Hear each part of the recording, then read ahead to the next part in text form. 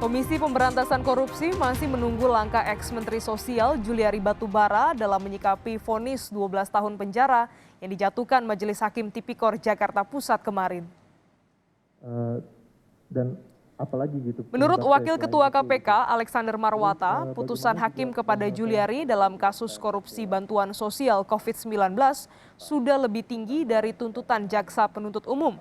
Alex mengatakan KPK hanya akan mengajukan banding jika pihak Juliari lebih dulu mengajukan banding ke pengadilan tinggi.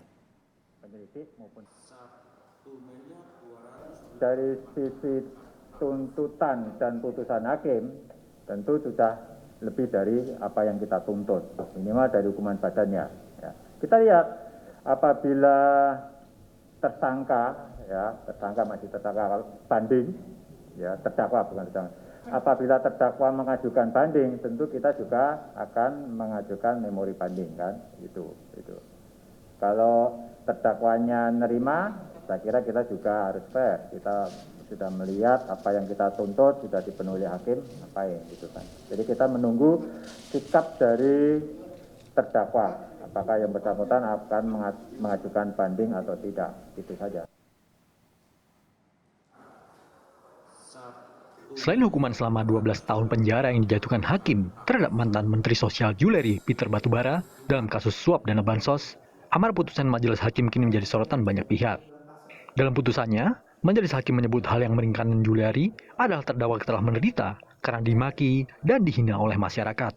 Pertimbangan hakim ini menuai sejumlah kritik, salah satunya dari Koordinator Masyarakat Anti Korupsi Indonesia, Maki Boyamin Saiman. Bagi Boyamin, pertimbangan hakim tersebut tak masuk akal. Juliari menurut Boyamin dapat dihukum seberat-beratnya. Hal yang memberatkan itu tidak tergambar dengan jelas yang berkaitan dengan ketertutupan dari Juliari Batubara yang mana pertama tidak mengakui perbuatan dan juga tidak mengungkap pihak-pihak lain. Mestinya ini jadi faktor pemberat yang mestinya bisa bahkan melebihi dari 12 tahun. Harapan saya kan antara 20 tahun sampai seumur hidup itu vonisnya. Dan juga mestinya faktor hinaan dari masyarakat, bully dan lain sebagainya itu mestinya juga jadi faktor pemberat. Artinya ini kan kalau dicerca masyarakat, dihina masyarakat itu kan melukai rasa keadilan masyarakat. Dan itu mestinya menjadi faktor pemberat, bukan faktor yang meringankan. Sementara juru bicara Komisi Yudisial Miko Ginting dalam program Sapa Indonesia Malam mengatakan, belum ada aturan yang definitif membuat hakim bebas dalam menentukan hal yang meringankan atau memberatkan dalam sidang.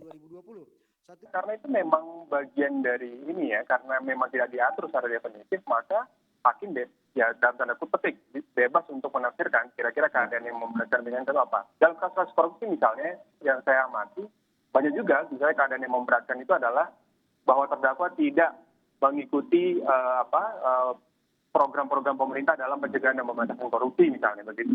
Nah, jadi ada juga yang ditafsirkan hakim begitu. Tapi dalam konteks yang lain, dalam kasus Pinangki misalnya kan ada keadaan yang meringankan bahwa beliau seorang ibu dan sebagainya. Nah, itu yang saya kira perlu diatur dalam hukum acara agar definitif dan rigid sifatnya sehingga tidak bisa terlalu jauh ditafsirkan begitu. Juliari Batubara dalam nota pembelaannya meminta majelis hakim membebaskannya dari semua dakwaan. Namun, pengadilan tipikor menilai Juliari secara sah dan meyakinkan menurut hukum melakukan korupsi menerima suap sebesar 32,4 miliar rupiah dari rekanan penyedia bansos COVID-19 di Kementerian Sosial. Tim Liputan, Kompas TV.